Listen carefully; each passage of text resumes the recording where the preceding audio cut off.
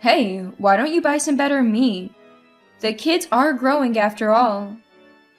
Well, this kind of meat is perfectly fine for my child and me. I see. Guess your taste has adapted to that, huh? What's it called? A poor man's palate?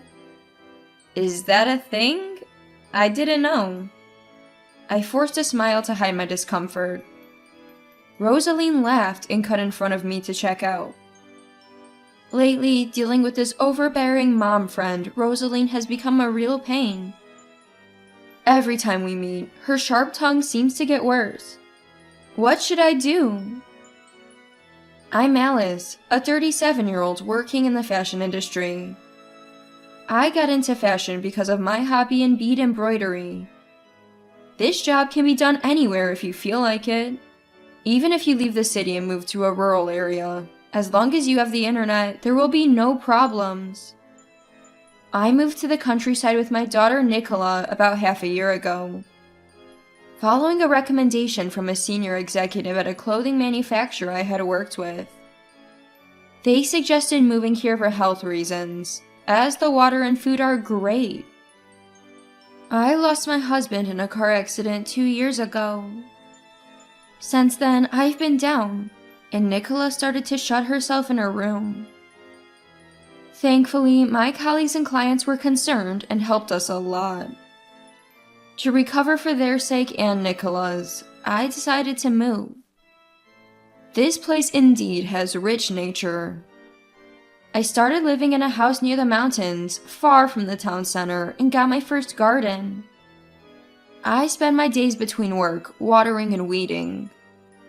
Currently, I'm growing tomatoes, zucchinis, baby leaves, and various herbs. Neither Nikolai nor I are extravagant with food. Our meals mainly consist of vegetables from the garden. I grew up in a not-so-wealthy family, so I'm used to a simple lifestyle. Nicola, true to being my daughter, seems content with our modest life. She made friends quickly at her new middle school. Though still healing from losing her father, she seems to be living positively. She's been smiling more and studying hard. Life in a rural town with few distractions is perfect for students. Nicola and I often laughed about how good our move has been. But there's one problem. A new friend, named Rosaline.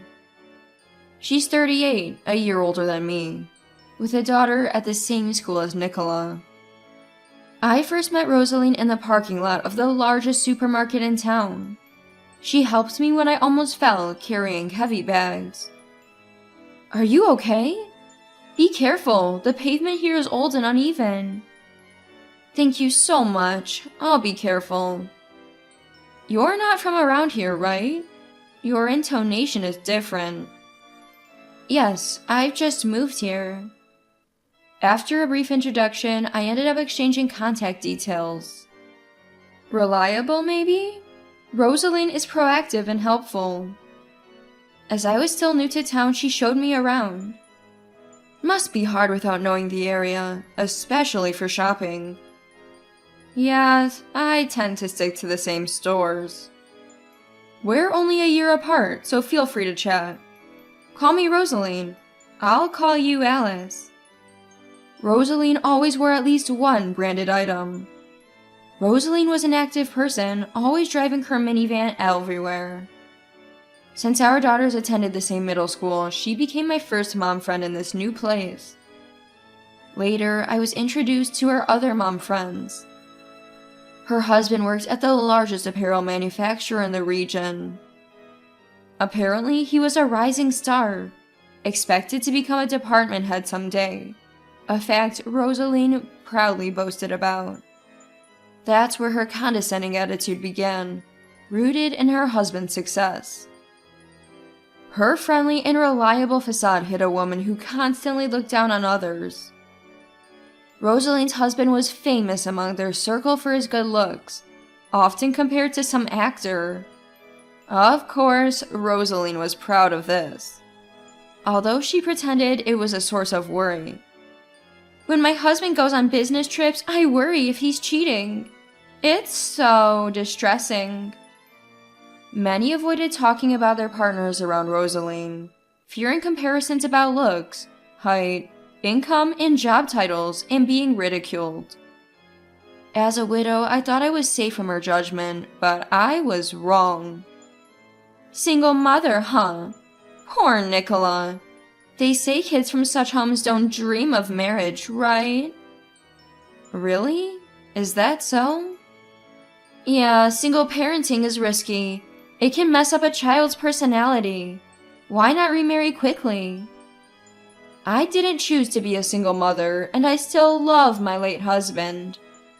Rosaline was troubling, unashamedly hurting others with her words. She was my nemesis, overwhelming for someone like me who struggles with assertive people. One afternoon, she showed up at my house unexpectedly. I had to stop my work to entertain her, unprepared with snacks. I bet if I don't serve anything, she'll gossip about it to our mom friends. I felt so gloomy. That day, I served our finest tea. Rosaline looked around my living room and commented, "Small but nice. Being alone forever must be lonely, right? Should I introduce you to a man?" She went on about how single parents negatively affect children and how unhappy single parents' home are, citing sad societal examples. Both parents are always better. Do you get what I'm saying? I understand, but there are many single-parent families doing their best. In your case, Alice, you could remarry if you relied on me. Isn't not trying just lazy? I don't think it's laziness. With your lifestyle, your income must be limited, right? Aren't you worried about the future? I have thought about the future and have made preparations. The conversation then shifted to my work. When she learned I was in fashion, similar to her husband, she was delighted. If you ever need help, talk to my husband. He has influence. Thank you, that's very kind. What exactly do you do? If you have a workshop, show me. It's a bit messy right now. I create clothes according to client specifications. Sewing, huh? Sounds mundane, just like you, Alice. Rosaline continued to look down on my single-parent household. When she finally left after saying she had to prepare dinner, 4 hours had passed. I was more exhausted than on a regular workday, having accomplished nothing. One day while shopping, Rosaline told me about an upcoming open house at Nicola's school. Being well-connected, she always had the latest information. School open houses are important. It's also about how other kids see their mom, right? Yes, I suppose that's true, I agreed with her, which only added to my feeling of unease. The fact that I'm a single mother has spread among the mom friends through Rosaline. She surely isn't speaking positively about me, probably saying things like I'm a naive dreamer for refusing mere marriage proposals. The thought of being judged coldly by the other mom friends made me dread attending the school open house. But I couldn't skip it, thinking it might upset Nicola. Plus, I wanted to see her in class and report back to my late husband in heaven. While I was pondering this, Rosaline started talking about what to wear on the day. Our middle school's open house is quite casual, so you can dress comfortably. So casual clothes are okay? Aim for something between casual and chic. Just try not to get laughed at. Leaving me with that unsettling remark, Rosaline headed to the checkout. I never imagined such a fuss about my attire on the day of the open house. I wore gray wide-leg pants, a blue shirt, and a green cardigan, with black shoes and a gray bag. Nicola gave me a decent rating when I showed her my outfit in the morning. Everything but my shoes and bag was handmade by me. This is fine, and I was quite proud of them. I headed to the school with a mix of excitement and nervousness. I managed to greet the other mom friends without a hitch and watched the class calmly. Nicola seemed to be getting along well with her classmates, which relieved me. The problem arose after the open house ended. As I was leaving the school with other mothers, heading to the parking lot, I noticed a small crowd.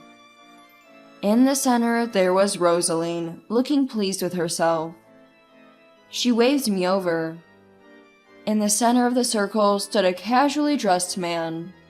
Clearly, Rosaline's husband, Rick. "This is my husband, Rick. He took the day off to pick me up," Rosaline announced unasked. Then, after introducing me to the mom friends, she started commenting on my fashion. "Nice outfit. It's just like I advised. Which brand?" "Oh, I made these clothes myself." "Really?" "Yes, I made everything except the shoes and bag." "Yeah?" exclaimed mom friends. The other moms were surprised, saying it looked like store-bought. Suddenly, Rosaline's mood soured. She didn't seem to like the attention I was getting. "So, it's handmade, huh? Makes sense since you can't afford to buy. Poor single mom." Rosaline started saying things that surprised even Rick. Once she starts talking, she doesn't seem to stop, attacking me one after another. "One has to side hustle to get by financially, and you work for a small company, right?" Yes. Sorry for working at a small company." "Hey, Rosaline, stop it." "But it's true. Alice here sews clothes, staying up late at night." "Huh? Wait. Alice, you mean the fashion designer Alice?" Rick suddenly seems to realize something, looking at me in shock. His voice and lips were trembling as he spoke. "Alice, are you the fashion designer Alice?" "Yes, that's me." As soon as I answered, Rick immediately began apologizing profusely. The mom friends were again abuzz. I was also quite surprised. "I'm so sorry, my wife was out of line." "What? Rick, what are you doing?" "What am I doing? You should apologize too. She's the designer Alice." What?" "Our brand's success is all thanks to Alice. Just apologize." I somehow calmed the two of them down. Rick continued to apologize profusely. "I'm really sorry. I'll come by later to apologize properly." "No, really, it's okay. Don't worry about it." "Alice is a famous designer?" "Stop talking now." Chastised, Rosaline shrank back, looking defeated. As Rick mentioned, I work as a fashion designer. I'm not sure if I contribute as much as he said, but my designs are quite popular. After that day, I was regarded with newfound respect. Weeks passed since that open house incident. Since then, Rosaline stopped acting so arrogantly among the mom friends. In fact, she and her family had suddenly disappeared from the town. I later learned that Rick had been transferred unexpectedly. Rosaline and her daughter left town to follow him. Naturally, the mom friends asked if I had something to do with it. I swore I hadn't and could only respond with, "I doubt it." The story of Rosaline looking down on me for being a single mother and poor quickly spread through the town, along with Rick's apology. I think those stories probably reached the ears of the upper management at the company where Rick works. Many of them have a long-standing relationship with me or are openly fans of my work. I guess Rosaline might have angered them. In any case, her departure made life in this town much more comfortable for me. Many mom friends, tired of her bragging and arrogance, expressed their gratitude to me. I continued to live peacefully in the town with my daughter. At the request of the mom friends, I started a sewing class. Slowly, I'm making more trustworthy friends, and it seems I'm becoming more integrated into this community. The Rosaline incident taught me a lot. Humility is important. Acting arrogantly like her can lead to downfall. Fortunately, many now praise me as an excellent designer. I never want to betray their expectations. Even if I become more famous, I plan to continue working diligently, without arrogance.